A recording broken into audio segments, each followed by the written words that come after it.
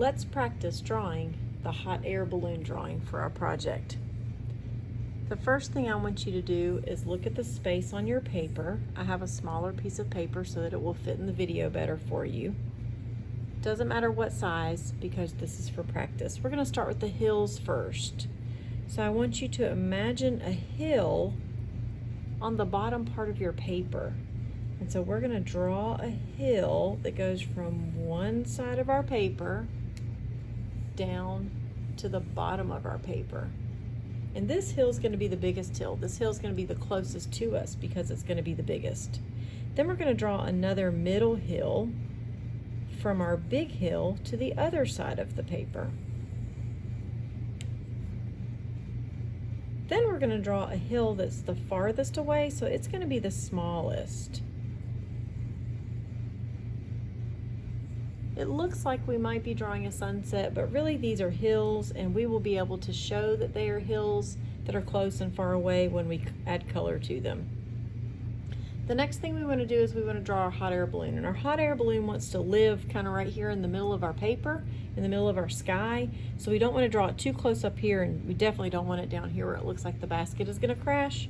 So we want to draw a circle. Now I do not want you to go get a cup or something and trace it. I just want you to draw your circle and own the mark that you make. So if you draw a circle and you don't love it, just leave it. You don't need to erase it or practice or make it perfect. We're just going to own the mark that we make. But I will give you a tip. If you hold your wrist down like this and you try to draw like that, you're going to really hurt the muscles in your hand. But if you lift up your hand and you try to let your hand glide across the paper, then you can make a much better circle. So we're just going to draw a circle. Okay? And then under that, we're going to draw a square. Now, if at any point Miss Lyric is going too fast, you can always push the pause button or you can rewind. Then we're going to take this flat rectangular, I meant to draw a square, but it's a rectangle, so either one is okay.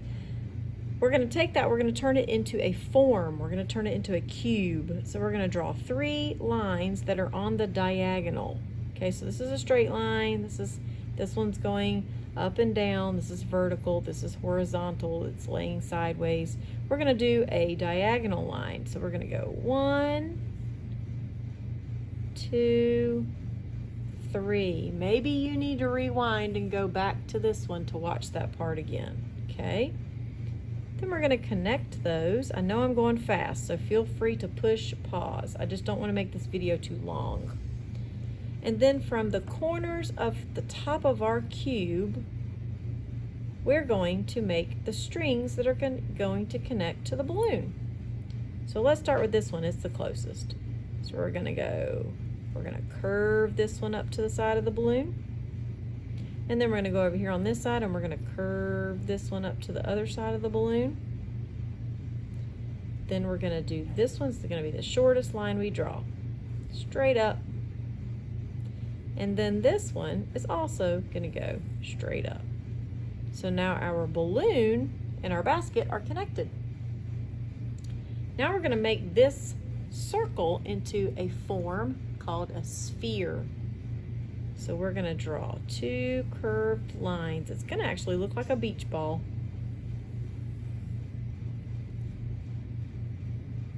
And then we're going to do 3 smiley mouths. You know when you're making a smiley face and you do a nice big mouth?